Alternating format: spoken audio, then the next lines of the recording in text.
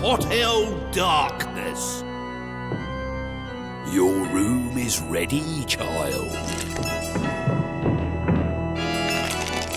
Enjoy your stay.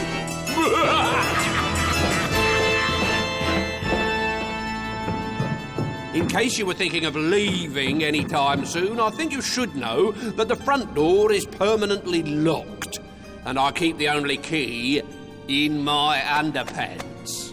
And if you were thinking of trying to steal the key, I think you should know this too. I haven't changed my underpants in 20 years.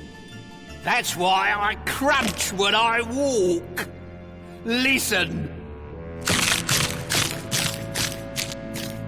This is the Visitor's Book, where all the grisly tales of all my wicked guests are written down. Want to see why one of these bad children is down here? This is B.S. Brogan's story. I call it the Apostrophic Expositor. Having willfully remained silent for the first 8 years of her life, when she finally did speak, words poured out of B.S. Brogan in a torrent of gobbledygook. It was as if she'd never heard anything quite so beautiful as the sound of her own voice. Where my grandfather worked for 50 years, I was a normal-looking child with a shock of black hair and toes that pointed inwards like a question mark. The doctors bound them with splints until they grew straight. I crawled when I was 1 and walked when I was 2, but I didn't speak until I was 9, which was yesterday. Is that a stethoscope round your neck? That word sounds like bathoscope, which is what men dive to the bottom of the ocean in, but a doctor wouldn't need one of those unless he needed to dive into my blood and look for a giant squid, should boy. She does like to talk, doesn't she? She doesn't know when to stop. Her constant drivel is driving us nuts. Is there nothing you can do? Afraid not. It has to get worse before it gets better. So, it will get better? Oh, yes. When she dies. I don't think you fully grasped what's happened. In those early years, when she refused to speak, her brain just kept filling up with all the words she wasn't using until finally it exploded. Her brain has exploded. Like a river bursting its banks.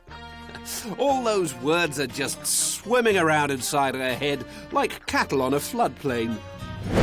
The doctors ran tests on me and concluded I did not want to speak, and therefore I did not, but then I did, and everything I had never said rushed out of my mouth like a waterfall, and when I try to write it down, it comes out of my pen just as fast. No time to stop, no time to pause, just words and words jostling for position on the page, facts and thoughts and truths competing for space. Then one day the words changed. If she couldn't say something nice, she said something nasty instead. I got that recipe for kumquats in milk from a recipe book called Milky Kumquat Recipes by B.S. Brogan, that's me, but you probably knew that already because Miss Tiddlypush, her at the front with the big black moustache like a Mexican bandit, takes the register every morning, and I'm the girl who answers to the name B.S. Brogan. How dare you? I do not have a big black moustache like a Mexican bandit. When I was 7, I had a monkey with a big black moustache. It was a chinchilla called Caroline, which is an incredible coincidence because Miss Tiddlypush is called Caroline too, as well as looking like a monkey with a beard. Ha ha ha. The teacher moved B.S. Brogan to a desk of her own, but it made no difference to the chat. Ugh, look, everyone, that new girl. Fatima's picking her nose. That's gross. Save some room for lunch, Fatima. When I'm not at school or home, I live in Batty Wood, where goblins keep the man in the moon awake by grinding their... When Fatima cried, B.S. Brogan was sent to see the headmistress, who gave her a talking to. Unfortunately, the headmistress's talking to was not as loud or as long as the talking to that B.S. Brogan gave her. And 4 hours later, B.S. Brogan emerged the victor. The headmistress resigned, telling the school governors that she thought B.S. Brogan was a fish. She must have gills. How else could she breathe and keep talking at the same time? Without a headmistress, the teachers left. And without teachers, the children left. Eventually, B.S. Brogan was on her own. A supply teacher called Miss Syntax was brought in to teach her and was horrified to discover that B.S. Brogan's written English was as bad as her speech. I have got my father's little nose, my mother's brown eyes and teeth that once... This is totally unacceptable. If you don't use punctuation, how are you ever going to make yourself understood? By texting.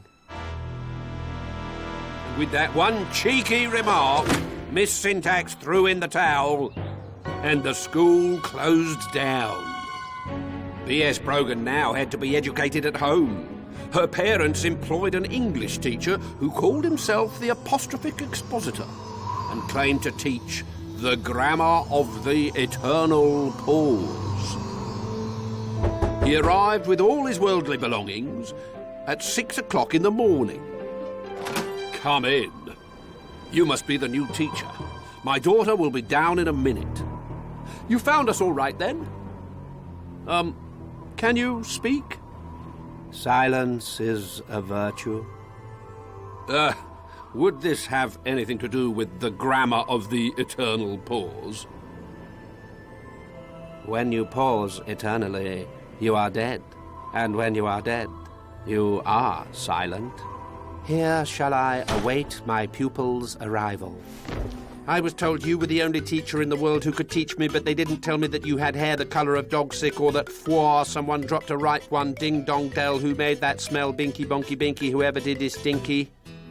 B.S. Brogan, for the sake of world peace, you must learn when to stop.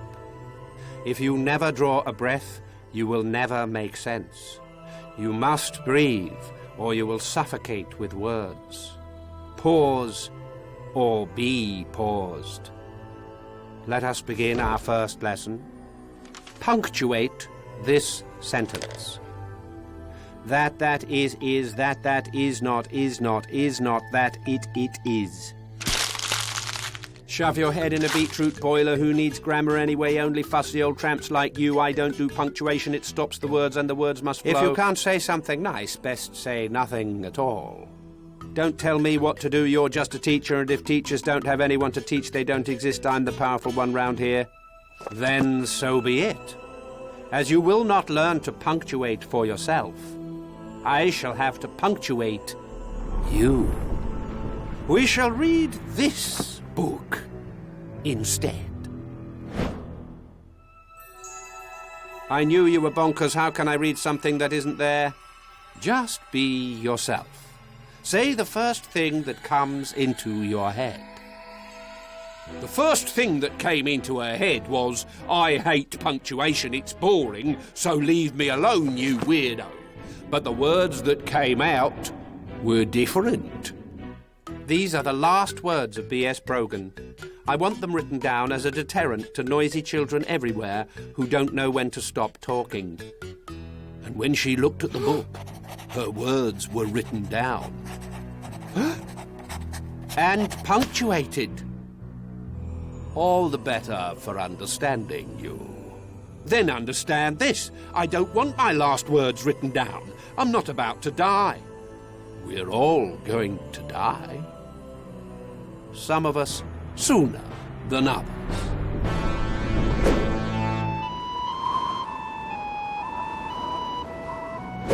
For 3 days, the book filled up with B.S. Brogan's last words. It extracted them from her head and rearranged them into clear sentences on the page. On the morning of the 4th day, B.S. Brogan ran out of things to say. She had but 2 words left in her head. The end.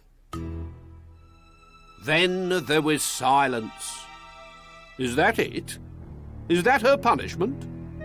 Is she to be mute for the rest of her life? Not at all.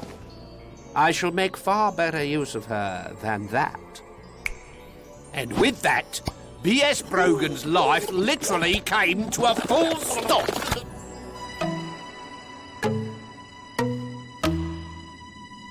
As the old saying goes, that that is, that that is not, is not. Is that not it? It is. And that that is not is B.S. Brogan.